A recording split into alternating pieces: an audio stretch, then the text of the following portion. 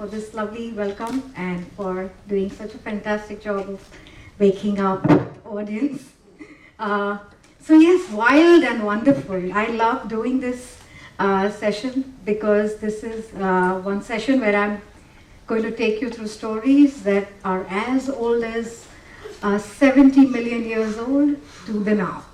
Okay, and I'm going to take you through. Okay, please be patient with this. Okay, all right. So we are doing 3 books. Okay, The Adventures of Padma and a Blue Dinosaur, published by HarperCollins India. This is India's first ever book written about dinosaurs that have been discovered in India. The Sita's Chitwan, Not Just a Walk in Nepal's first national park, is about this girl who wants to be a nature guide just like her father. And how does she go about doing it? Navigating herself in the forest, and whether she does become a nature guide or not. And There's a Leopard in My House is set very much in our city, but it could be a story that's happening anywhere. It's about, I don't know how many of y'all either partake or are even aware of the protests that happened at RA Forest. Yes? And so this is a story that has been inspired by the protests that happened, and it talks about how talks about the power of protest. So what I'll do is I'm going to ask the kids here, which book do you want me to start with? Do you want us to go from the oldest to now, or do you want to? Is there a particular book you want me to talk about? Oldest to now. All right.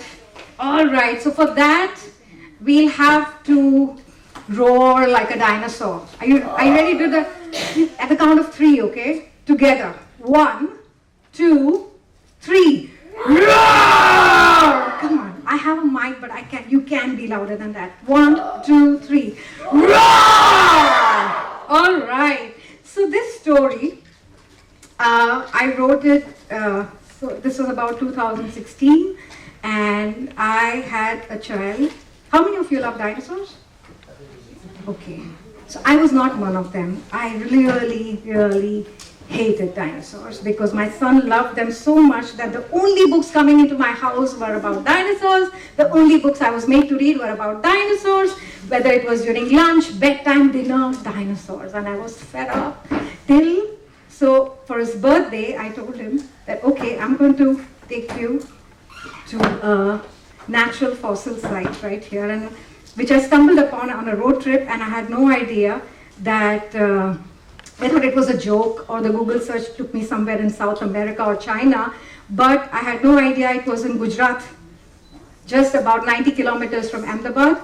Sorry, there's too much light coming in my face, I'm going to stand here. Okay. Just about 90 kilometers from Ahmedabad, and when I went there, I had to be dragged out of that natural fossil site after 6 hours because I was so in love with that place, seeing fossils all around embedded in rocks. And I wrote this story sitting next to a cluster of dinosaur eggs. And I'm so happy to share it with you. This story is about this girl called Padma, okay, and her grandmother Labubin, who lived in this little town called Rahyoli, Balasinor in Gujarat. And every time after she would come back from school, she would love to go with her grandmother to this flat land near their house where they would graze the cattle. Okay? And she loved something over there, and that were the many, many rocks. Because it was a flat land, there were so many rocks of all different shapes and sizes, and she would start, getting us. And she would find these different patterns on the rock, which she had never seen, and she would start drawing around them. Till one day, okay, she heard the sound of hammering somewhere in the vicinity. Can you make the sound of hammering? I can't do that. And then it gets louder. Yeah, something like that. And she looked around, and she saw this gentleman with a hat and a jacket, and hammering away at the rocks, and she was like, he is hammering away at the rocks I love. And he went there, why are you hammering away at the rocks, may I know? And he said, shh. these are no ordinary rocks. These are rocks with secrets. Millions and millions and millions of years old secrets. And she started to wonder, what are these secrets? And he's like, if you are with me, I will share these secrets with you. And then over a period of time, he was somebody who she referred to as Rock Uncle, because he was a paleontologist. Who's a paleontologist? Anybody? Yes? Someone who digs for fossils. Yes, somebody who digs fossils, excavates, finds out such amazing stories for us from the past that we would have no insight into if not for them. And he was excavating fossils. And he said that they are not ordinary rocks, they are rocks with fossils of dinosaurs. And she became more and more curious, and she learned all about dinosaurs from him over a period of time. He shared books with her, stories with her, until one day she was going back home with her grandmother after the grazing was over, and she stumbled upon some circular objects embedded in a rock. And she said, Rock Uncle, come here, there's something I've never seen before. And then when he went there, and he's like, Padma, you have stumbled upon a cluster of dinosaur eggs. And it is really very rare, and I must tell you that India is a country where the largest number of dinosaur eggs have been discovered. Especially in Madhya Pradesh. Anybody from Madhya Pradesh here? Jabalpur? Yes, Bhopal. Close to Jabalpur, anywhere along the Narmada river that you can go to, you will find dinosaur eggs. And she was like, oh my God, Rock Uncle, how I wish I could hold this egg. And obviously it's embedded, so you can't just lift it. So he said, give me a moment. And he goes to his bag, and there's an egg that he had excavated, and he gives it to her as a gift. And she's thrilled. Can you imagine holding a dinosaur egg? And he's like, see, this is not an egg you can crack. Okay, and so you better be careful with it. And she guarded the egg more than she did her life, and she took it back home, and she found like the safest place to keep it. But that night was different. That night everything changed, because next morning nothing was the same. They were not in their house. The fields outside were gone. Everything was different. They found themselves in a deep forest, lying on a bed of thick roots, trees they had never seen before. And suddenly, from between the trunks of a tree, there comes a sound, a moon. And Padma was scared, but Labuben wasn't. She said, oh, looks like a giraffe to me. And she went behind and she said, yeah, indeed, giraffe. And then suddenly from somewhere there's Rock Uncle coming in, and he's like, no, this is no giraffe, this is an Isisaurus colberti. Isisaurus colberti? Like, yeah, that's a dinosaur that has been discovered in India, in Maharashtra, and it has the head of a hyena and the body of a giraffe. And then they realized that they had time traveled more than 65 million years ago, and this was a dinosaur baby that was lost, was looking for the family, and then they all go on this journey to find that dinosaur, connected back with its family. And along this journey, which is along the Narmada River, which actually divides the country into two, flows from the east to the west, has the largest number of fossils or sedimentary deposits along it, and it's the oldest river in the world actually, because fossils dated more than 3 billion years have been found there.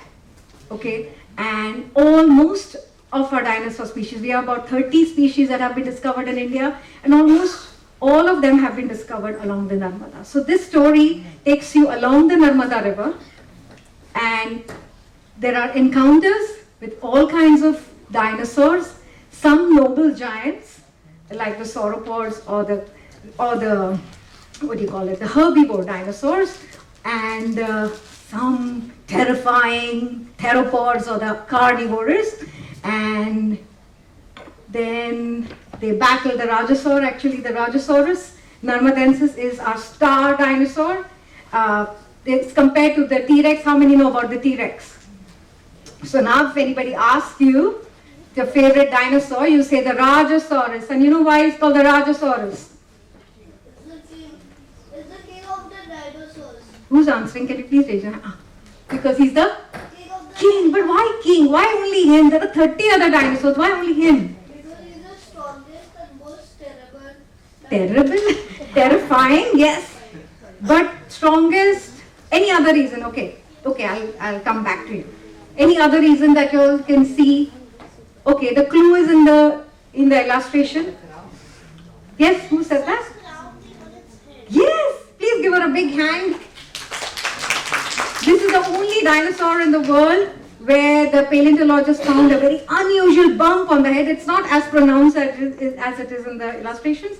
It's a bump on the head, and that is why he's called he, or I don't know why they don't have he, she, but yes, the king of dinosaurs. And why Narmadensis? The last name is Narmadensis because it is discovered along the banks of the Narmada. Okay, so that's how Rajasaurus. And so they fight dinosaurs, and then do they meet? Do they take him to his family? Do they? And his name is Bluthingosaurus because they didn't know what to name it. It was just blue. So do you think they take him to the family? How many think yes? Yes, I read the book, that's why. That little secret of millions and millions and years old. All right, thank you. Thank you for reading it. But they come back. Do they stay 65 million years, or do they come back to the present 21st century? They come back. But you know what? Nobody remembers. Rock Uncle doesn't remember going back in time. Laburin doesn't remember going back in time. There are no dinosaurs around. There is a good old cattle. But there is Padma and her egg still around, and she remembers everything. What happened? Dream. Would you like to read the story and find out? Yes. Don't hate me for this. Okay. So this is The Adventures of Padma and a Blue Dinosaur. The book is divided into two halves. The first part is this wonderful adventure they go on. And the second half of the book is takes you on a journey of the discovery of dinosaurs in India. Right from the time when the continent split till there was extinction, and it tells you about at least 20 species and where they were discovered and why they were named the way they were named and who was behind their discoveries. And it's just a tribute to our fossil heritage. And I feel in India as a country where children are so invested in dinosaurs and they love dinosaurs, and I feel our dinosaur species need to get their due. They need to be heard and known. And please visit Balasinor on your next road trip towards Ahmedabad, and you won't regret it. Seeing fossils in their natural state is something else. So yes, that was The Adventures of Padma and a Blue Dinosaur.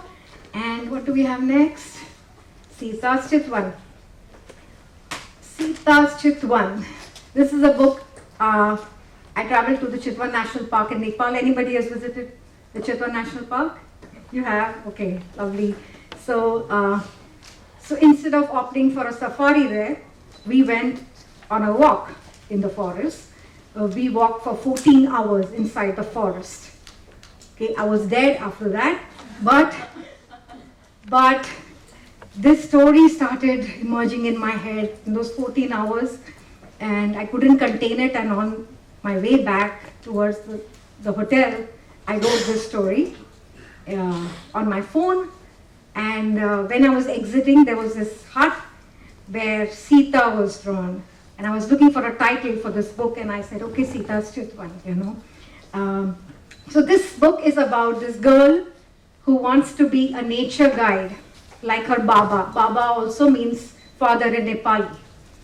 Okay. So in Chitwan National Park, he has been a nature guide for over 20-25 years, almost all his life. and his daughter wants to be like a Baba because since she was a kid, she has been accompanying the father on all the forest walks, taking tourists from all over the world and showing them the wonders of Chitwan, right? But, so she loves doing this, but now since she's been doing this as a child, she thinks she knows everything there is to know about the forest. Okay, so much so that she refuses to listen. She has so much knowledge about the forest that when she takes a bunch of tourists, she says, oh, look at this bug, oh, look at this tree, and look at that butterfly. But she keeps on rushing, she doesn't wait.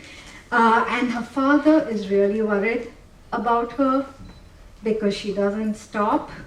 And he thinks that you need to pause, you need to take a breath and enjoy the nature around you. But she obviously doesn't think, she's always on the move. And she keeps telling him, slow down, Situ, take a deep breath. In surging ahead, you don't know what you're leaving behind, right? And doesn't that resonate with all of us? We always feel that, in the rush of our lives, we don't know what we are missing, right? So he keeps trying to tell her that, take a deep breath, just pause. But Sita rolls her eyes like a lot of children do, at least mine do. And then she keeps running and the story moves ahead. And then what happens suddenly she tries to look back for her Baba and the tourists, and there's nobody. She has gone so far from the crowd that she's alone in the forest. Now, how does it feel even though that forest is so familiar to her, but being alone, how does it feel? If you're alone in a forest, and it's not bright and sunny over there. Forest can be dark when you get into the dens. How would you feel? Any child wants to share what you would feel? Yes? Lonely, yes. Scared, dangerous, yes. And scared, yes, of course. And because you hear, it's so quiet that you hear the faintest of sounds. And it's eerie, right? And spooky. Yes? It feels wild. It feels wild, I know. I'd probably sweat, and I don't know. But if you want me, maybe towards the end, if I have time, I could read this because it's the best part of the story for me, about how she feels when she's alone in the wild. But the thing is, she's alone. Obviously, she did not listen to her Baba when he kept telling her to slow down. And now, what does she do? Does she just sit and cry? Oh God, I should have listened to my Baba. What am I doing here? What if somebody pounces on me? No. She tries to compose herself and she tries to remember everything that the Baba said. Because obviously, she pretended like she's not listening, but maybe she was in some way, and something stayed with her. And she hears a sound. She hears a sound. I'm here in the pit. And this is this Japanese old woman in the tourist group. And actually when I went to Chitwan, we had few Japanese people walking with us. So and they were really wonderful. So I've made that a part of this book. And she wanted to take a picture in a rhino footprint. Anybody seen a rhino footprint? It's as big as an elephant. You can stand in it, take a selfie. So she would try to take a selfie in a rhino's footprint and she fell, and poor thing, she couldn't get up. And so she goes to help her, but they have company. And is it wonderful company to have? So rhinos don't attack. No wild animals attack unless provoked.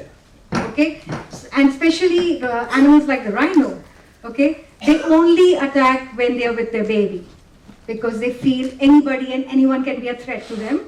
So in Nepali, they're called Gaida.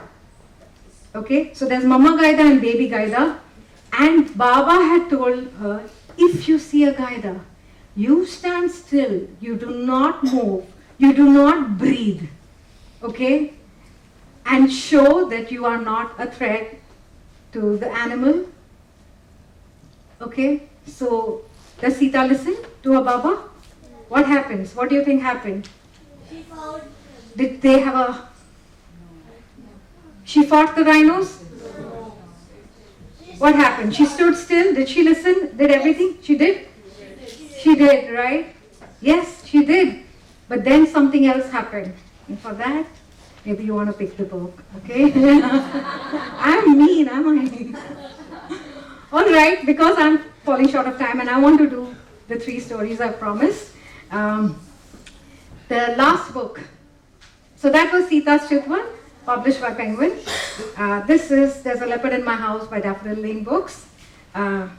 This is a story of this girl Anju. So we met Padma, we met Sita, and now we are meeting, sorry, not Anju, Anju is from another book, sorry. This is Leela. This is Leela and the leopard, okay?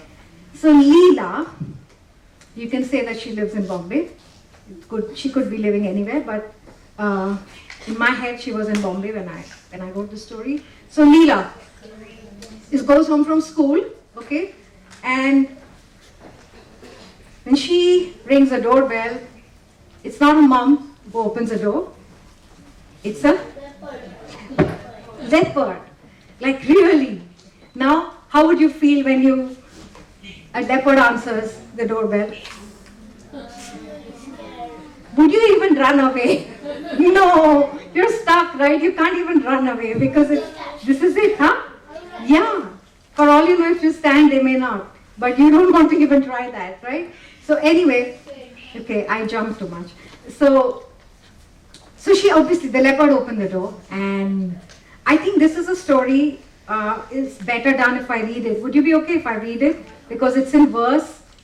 Yeah, are you okay? Yes. All right. So I'm going to read this story. Got my glasses. Okay. After a long day at school, Leela longed to be home. For when she'd ring the doorbell, she could hug her lovely mum. But her mum wasn't there. And the one who opened the door had 4 legs, 1 tail, and black spots all over. No, it didn't neigh.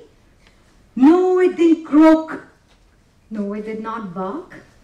It was someone that could roar! Help, cried Leela, there's a leopard in my house. Help, cried Leela again, but there was no one around. Leela thought maybe I'm dreaming. This can't be true. Have I come home or am I in a zoo? This is my house. What are you doing here? Leela's voice trembled as she questioned in fear. The leopard smiled and answered, this is my house too. If you come in for a cup of tea, I can explain it to you. Leela entered her own house, wondering where's Mom. Until she read a note on the fridge. It read, I'll be late from work. Oh, hell. But the leopard was polite. The leopard was kind. He poured some hot tea in the best cups he could find. They sat by the window overlooking the street. The leopard looked sad as he started to speak.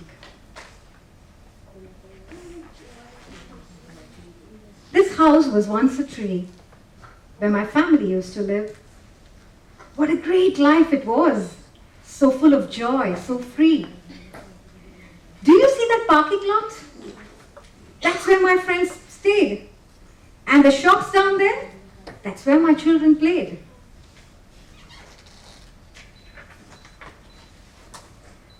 But it all changed one morn when we heard shrill sounds of axes and saws instead of the swishing of trees and the melodious bird songs. Do we see this monster everywhere in our city, right? Even where it doesn't belong. The humans chopped off our trees. The humans destroyed our home. What choice do we have now? Where do we all go? I want my forest to be safe. That's only why I'm here. Not to take away your house. Not to cause any fear. Leela could not believe all that she heard. She felt very sad for the forest and for all the leopards. I'm so sorry, leopard, Leela began to say. We can try and save your home. I could think of a way. Okay, now what does she try? What can little Leela try to do to save the forest, right? What would you do if there was a leopard in your house? Yeah? I would try to Convince the workers that please do not cut trees. Okay? Anybody else has a different suggestion? Yes? I tell workers to be winded out of the company. Okay. Okay, but let's find out what Leela did. Maybe I could be a ninja warrior and fight those people with axes. Or I could be a dragon and spit fire on their faces. Or dress up like a leopard and they will not even know who I am. When I charge at them and scare them, they will run and never come back. She tries. Oh leopard, none of my ideas will work. They will cut more and more trees. Will we ever be able to save them? Will the forest live in peace? Don't lose hope. Don't give up. We can't save it if you cry. One by one, every tree will be gone if we don't ever try. Then let's speak up as one. Let's together stand up. No one will touch the forest. No tree shall ever be cut. Okay. So, across the street and into the forest walk Leela and the leopard. Look, a leopard! Run, a leopard! Were voices that could be heard. Look, all of us were the frightened lot here, seeing a leopard on the street. Leela and the leopard held hands and proudly stood. People couldn't believe their eyes to watch this in their neighborhood. Soon they were not alone. They were joined by their forest friends. All the birds and all the animals stood in a line, hand in hand. Leela and the leopard stayed put, and so did all the rest. The animals were standing for the trees. The birds were standing for their nests. Okay, last page. We've entered their houses. Don't you think so? Said Leela. They haven't entered ours. If we don't protect it now, we can't save it with all our powers. It's the only home these animals have. We must let them be. For the future lies in kindness. The future lies in peace. People praised Leela and joined her. For the animals and the forest they must save. Now hand in hand stood everyone, only because Leela was kind and brave. Okay? All right. So that's Leela, and not just Leela, that's the power of one, that's the power of protest and speaking up for whatever we feel is not right. Okay, because if we don't do it, who will? Right? We always keep waiting, maybe somebody else will, maybe, but that somebody else has to be us, right? And I must tell you that this story is so important because just like we are citizens of Mumbai, our leopards are also equal citizens of Mumbai. There are more than 45 leopards in Mumbai today, and in the world, that's the highest concentration of leopards anywhere in the world in such a small forest area. Okay, so and they are very integral to the biodiversity and ecosystem. If we wipe them out, there will be a lot of other consequences that we do not want to face. Okay, so yes, these were our wild and wonderful stories. Okay, you're never too small to make a difference, Rita. So, if anybody has questions, did you enjoy the stories? Yes? All right, I love that. If you have any questions about the stories, if you want to share something, please, I'd love to hear.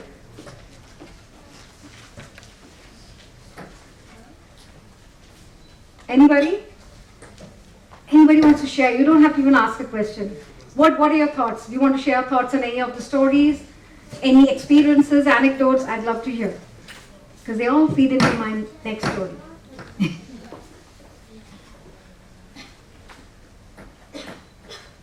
Yeah? So, would you like to hear a backstory about any of the, so yes, the dinosaur, he spoke about Rajasaur, which is a movie I have written, and after the book was out, there was a filmmaker in LA who read the book and was very surprised that dinosaurs have been discovered in India, and he asked me if I would like to write the script for the movie, and I was just more than happy. And that movie was streaming on Disney Hotstar, but now you can find it on YouTube. There's a channel called Pocket Films. It's a short movie. It's a short movie called Rajasaur, and do watch it if you can. Yes. I read books in my language. It is your neighbors. Can we give her the mic, please? Just 1 minute, darling.